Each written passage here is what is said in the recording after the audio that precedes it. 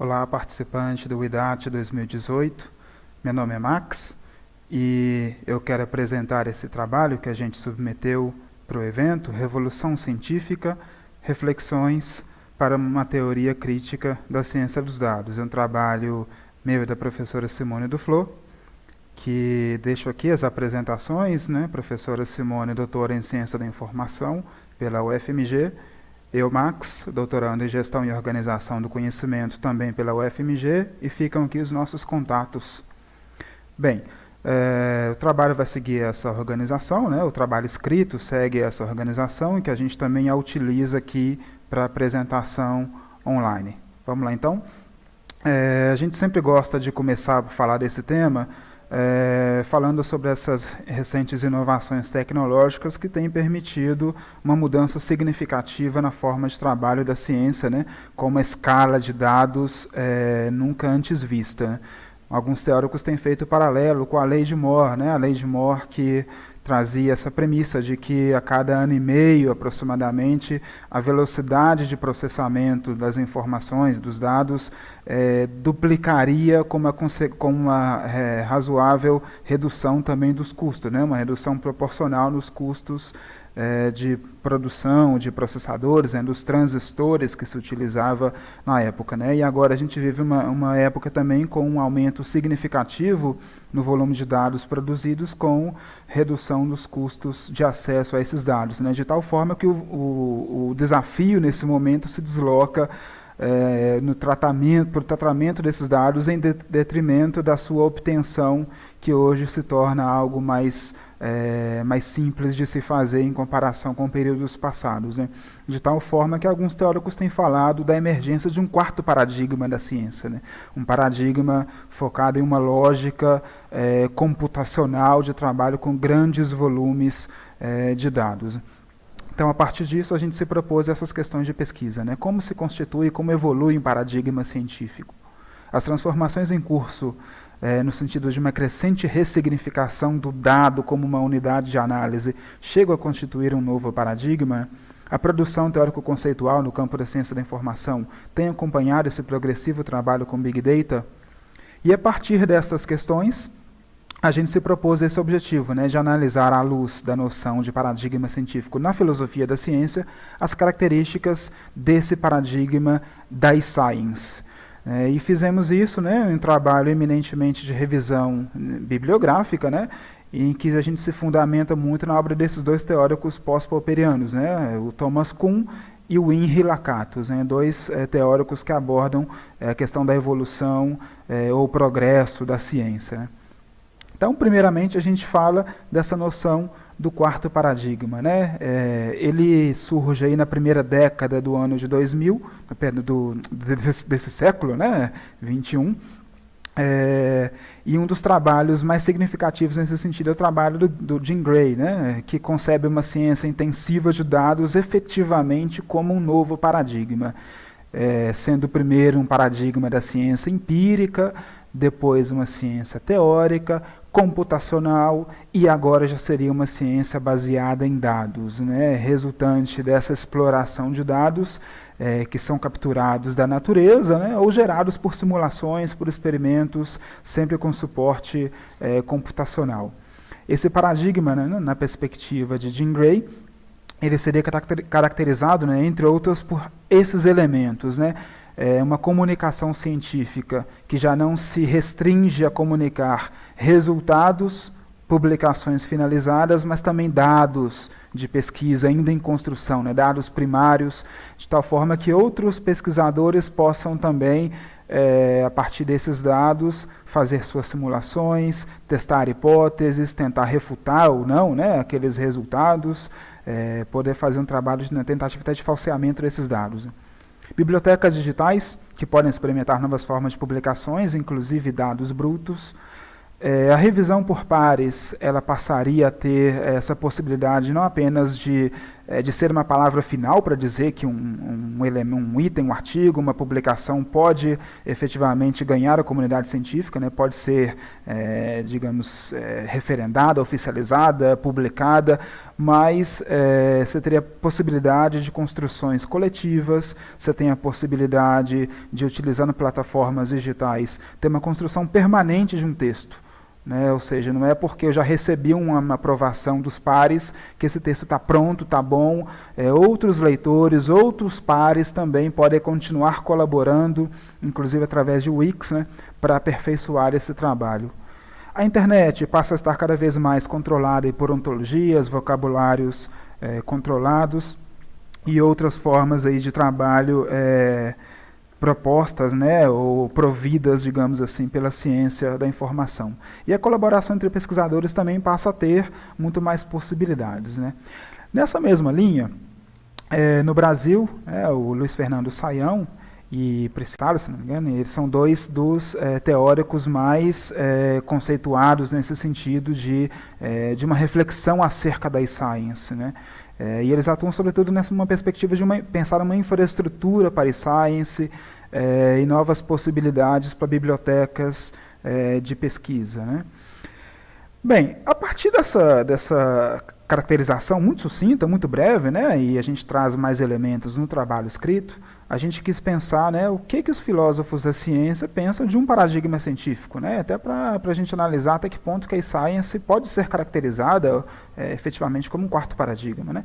Então a gente trouxe aqui as noções do Thomas Kuhn e do Henri Lakatos. O Thomas Kuhn ele traz vários conceitos importantes para a gente compreender a evolução dos paradigmas científicos. Né. E a primeira noção é justamente a noção de paradigma, que para o Kuhn é um mapa, um roteiro através do qual os cientistas dentro de um determinado campo atuam, né, e elaboram propostas para a solução de problemas daquele campo de pesquisa. A noção de enigma, né, problemas que o paradigma permite resolver e faz avançar aquele campo do conhecimento. Anormalidades, problemas persistentes, né, que meio que se recusam a ser resolvidos pelo conteúdo já provido pelo paradigma. Né, são elementos que desafiam as regras existentes naquele momento. Isso introduz também a ideia de crise, né, que é justamente essa desconfiança num paradigma a partir justamente de um excesso de anormalidades, de elementos que aquele paradigma não dá conta de resolver. E a noção de revolução científica, que reside nessa ideia de uma ruptura, e nisso o Thomas Kuhn marca uma ruptura também com o pensamento anterior a ele, sobretudo o pensamento do Karl Popper, né, que enxergava a possibilidade de uma evolução gradual na ciência. O Thomas Kuhn não, ele fala de rupturas abruptas, né, efetivamente de revoluções. Ele entende que na ciência o progresso se dá dessa forma, né, através de revoluções muito realmente marcantes. Né? E alguns exemplos clássicos aí para balizar essa perspectiva, né, essa disputa entre geocentrismo, né, e heliocentrismo. Então passa-se de uma visão em que a Terra era o centro do mundo, ou do universo, para uma visão em que não, a gente tem, na verdade, o Sol como centro de um sistema solar, de uma galáxia, e vários outros cosmos, várias outras estrelas, planetas, né, orbitando aquele corpo, né, que seria o Sol. Também nessa perspectiva do criacionismo e do evolucionismo, né, nessa passagem de uma perspectiva de que um ser criou tudo, para uma perspectiva já darwinista de que não, na verdade, houve um processo de evolução que durou milhões de anos, né, para se chegar, para as coisas chegarem até o grau, o status em que estão hoje. Né. Então a gente tem uma ruptura brusca na forma de concepção do mundo e da forma como as coisas evoluiriam, né, conforme cada perspectiva. O Henri Lakatos ele traz, né, de novidade em relação, ele partilha de vários elementos convergentes em relação à teoria do Kuhn, mas a gente quis destacar aqui a ideia de programa de pesquisa. Né, então ele percebe a ciência como organizada em torno de vários programas de pesquisa, né, que oferecem regras metodológicas, um corpus teórico também, que baliza ali o trabalho do cientista. Né. E ele entende que o crescimento da ciência acontece por meio da competição entre programas de pesquisa rivais, E essa noção de que todo programa de pesquisa possui um núcleo rígido, né, um núcleo duro, a gente tem várias traduções diferentes aí para esse conceito, mas sempre um núcleo duro que consiste nas ideias fundamentais daquele programa de pesquisa, né, são um conjunto de construções que não pode ser refutado, porque senão implicaria numa crise aí para todo esse programa de pesquisa, né. E em torno desse núcleo rígido, dessas ideias fundamentais que constituem um programa de pesquisa, estaria um cinturão protetor, né, composto aí por teorias, hipóteses ad hoc, né, ou hipóteses auxiliares, que podem ser refutadas, que podem ser falseadas, sem maiores problemas para o programa como um todo. Né, inclusive ideias ou teorias que vão surgindo ao longo do tempo, até para dar conta de novos problemas que vão sendo identificados por aquele programa de pesquisa. Bem, então, a partir dessa breve revisão de literatura, né, a gente traz para a discussão, né, algumas ideias, principalmente no sentido de enxergar o mundo da prática, né? Então a gente percebe que esse fenômeno do trabalho com grandes dados, ou a science como um fenômeno do mundo da praxis, ele é inegável e de fato, tem conseguido de fato aglutinar uma grande comunidade de pesquisa em torno desse conceito, desse paradigma, né? Tanto, inclusive, esse evento, né, que a gente está participando é uma comunidade de pesquisa que tem já realizado aí, ao longo dos últimos anos, não só pesquisas de cunho teórico quanto prático, né, o que evidencia que esse fenômeno está aí e precisa ser discutido. Né. O que acontece é que a gente identifica muito mais estudos de caso, muito mais estudos práticos do que essas formulações teórico-conceituais, né, sobre as bases epistemológicas da science enquanto paradigma científico. Né? Qual que é o núcleo duro da science? Quais são as suas teorias de suporte? Né? A gente pode caracterizar aquelas ideias propostas pela Jean Grey como sendo um núcleo duro, né? Elas constituem um fundamento sólido, e se algumas dessas ideias começam a ser refutadas no futuro próximo, né? O que a gente tem? É uma crise para esse programa de pesquisa ou para esse paradigma? Ou, na verdade, parte daquelas características seriam proposições auxiliares, ideias de suporte, que podem ser refutadas sem maiores problemas, né? Falta um pouco isso, falta um pouco dessas discussões. Tentativas, né, de refutação ou críticas à science já existem, né, sendo Martin Fricke um dos mais expoentes críticos, né, e muito cético em relação à possibilidade de o Big Data produzir uma lógica universal de descobertas científicas que possa ser amplamente aplicada a diversas ciências. Né. Naqueles 3 paradigmas mencionados anteriormente, né, a gente, né, no paradigma teórico, no empírico, no teórico, no computacional, a gente tem uma utilização ampla nas mais diversas ciências. A science também teria essa possibilidade ou essa característica de universalidade? É algo a se pensar. Né? O Martin Fricke também é bastante cético em relação à possibilidade dessa forma de science produzir conhecimento através da análise de muitos dados, que consiste numa forma, sobretudo, um método, sobretudo, indutivo de produção de conhecimento. O Fricke é muito cético em relação às possibilidades disso produzir conhecimento novo, porque ele entende que os nossos pré-conceitos, pré-juízos, na hora de analisar dados empíricos, ele já implica aí uma visão de mundo que pode distorcer a nossa análise.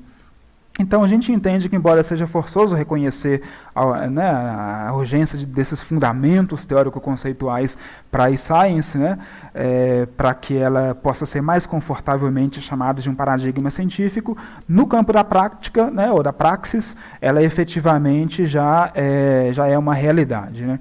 Então a gente queria finalizar com essa frase do Boaventura Sousa Santos, que dizia assim, né, lá em 1988, né, final do século XX, ele dizia: depois da euforia cientista do século XIX e da consequência aversão à reflexão filosófica, bem simbolizada pelo positivismo, chegamos a finais do século XX possuídos pelo desejo quase desesperado de complementarmos o conhecimento das coisas com o conhecimento do conhecimento das coisas.